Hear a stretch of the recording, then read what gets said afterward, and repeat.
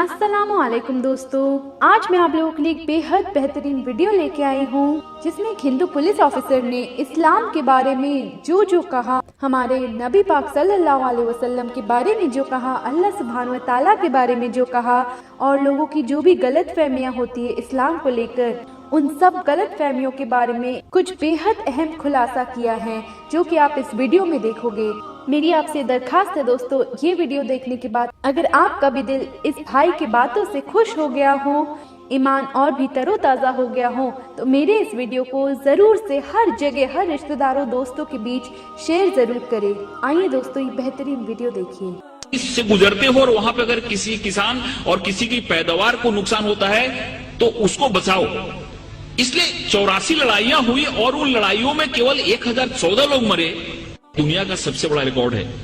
और जब प्रोफेट मोहम्मद जब मक्का में आए अपने पूरे सैनिकों के साथ, तो जिस मक्का वालों ने उनको अपमानित किया था, जिस मक्का वालों ने उनको पत्थर से मारा था, जिस मक्का वालों को तकलीफ के चलते उनको हिजरत करनी पड़ी थी, उस मक्का वालों को उन्होंने प्यार से जीता।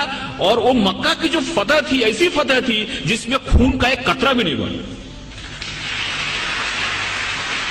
प्रोफेट मोहम्मद को जितना अपमानित किया गया था, प्रोफेट मोहम्मद की जिंदगी को जितनी तकलीफ दी गई थी, अगर वो चाहते तो जिस समय उन्होंने मक्का में प्रवेश किया, मक्का की फतह की, उसी में हजारों लोगों का कत्ल करा सकते थे, लेकिन एक भी खून का कतरा नहीं बहा और बड़े प्यार और मोहब्बत के साथ उन्होंने मक्का को फतह किया। इससे यह बात सामने आती है कि शांति और अमन इस्लाम का मकसद है। तलवार उठाई उन्होंने, तलवार इसलिए उठाई कि तलवार उठाने का उनको हुक्म था, मजबूरी थी तलवार उठाना, कि अगर तलवार नहीं उठाते तो मजहब का क्याम नहीं हो सकता। और हर एक जगह गीता में भगवान श्री कृष्ण ने अर्जुन को कहा कि तुम लड़ाई करो, अगर तुम लड़ाई नहीं करोगे तो धर्म की स्थापना नहीं हो पाएगी। अर्जुन वहां से भाग रहा था, अर्जुन ने बोला कि तीर नहीं चलाता क्योंकि मेरे सामने तो हमारे सारे रिलेटिव बैठे हुए हैं। भगवान श्री कृष्ण ने कहा कि यहाँ पे धर्म की स्थापना के लिए तुमको लड़ाई करनी पड़ेगी, तुमको लोगों को मारना पड़ेगा। अगर तुमने लड़ाई नहीं की तो धर्म की स्थापना नहीं होगी। तो एक विशेष परिस्थिति में हमको लड़ाई करने की भी जरूरत होती है। वैसे प्रोफेट मोहम्मद ने अगर लड़ाई करने की बात की तो वहां पे की जहां पे लड़ाई करना मजबूरी था, और वहां पे अगर लड़ाई नहीं होती तो शांति की स्थापना नहीं होती।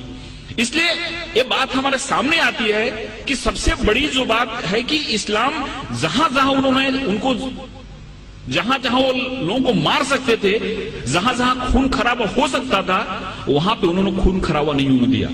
कभी कभी उन्होंने अपने को खुद अपमानित भी हुए, जैसे कि बहुत लोगों को मालूम हुआ कि सुलई हुदैबिया जो एक करार हुआ, एक जो मायदा हुआ, उसमें बहुत सारे ऐसे टर्म थे जो टर्म उनको कबूल नहीं थे, इस्लाम के मानने वालों को, मुसलमानों को कबूल नहीं थे। लेकिन प्रोफेट मोहम्मद ने कहा कि अगर यह मायदा नहीं करता हूं तो बहुत बड़ा खून खराबा हो जाएगा और उस खून खराबे से बहुत लोग मारे जाएंगे। इसलिए चलो मेरा अपमान हुआ तो चलेगा, लेकिन शांति के लिए, अमन के लिए मैं करार करता हूं, जिससे बहुत बड़ी लड़ाई टल गई। ऐसे बहुत सारे उदाहरण हैं। एक बार एक यहूदी का जनाजा जा रहा था और प्रोफेट मोहम्मद अपने लोगों के साथ बैठे हुए थे। उन्होंने जब जनाजा देखा तो उठ के खड़े हो गए। उनके लोगों ने कहा कि ये तो मुसलमान का जनाजा नहीं, ये तो एक यहूदी का जनाजा है। तो मोहम्मद ने क्या, प्रोफेट मोहम्मद ने क्या यहूदी इंसान नहीं होता? ये सारी चीजें हमारे सामने आनी चाहिए।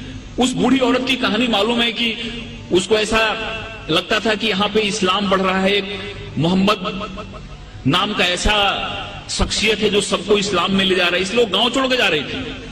उसके सर पे गठरी थी और गठरी उठ नहीं रही थी। एक नौजवान आया और बोला कि माता जी मैं आपकी मदद करूं, आप चलो अपनी गठरी में गांव के बाहर छोड़ देता हूं।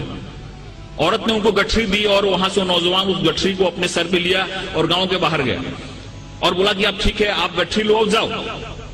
उस औरत ने पूछा कि कैसा नेक इंसान है जो अपने सर पे मेरी गठरी लेके जा रहा है। उसने पूछा कि तुम्हारा नाम क्या है? इन्होंने कहा कि मुझको मोहम्मद कहते हैं। जिसके डर से भाग रही थी वही इंसान उस औरत की गठरी को अपने सर पे ले जा रहा है और उसको मदद कर रहा है, और उसी दिन औरत इस्लाम में आ गई।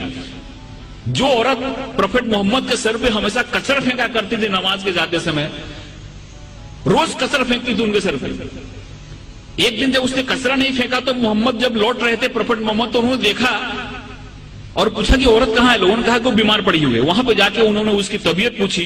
उस औरत को लगा कि जिस इंसान को मैंने इतनी तकलीफ दी, जिसको इतना मैंने अपमानित किया, जिसके सर पे मैंने कचरा फेंका, वो कैसा इंसान है कि मैं मेरी तबीयत बिगड़ने पे मेरा हाल पूछने आ रहा है। और वहां पे इस्लाम उसने कबूल कर लिया।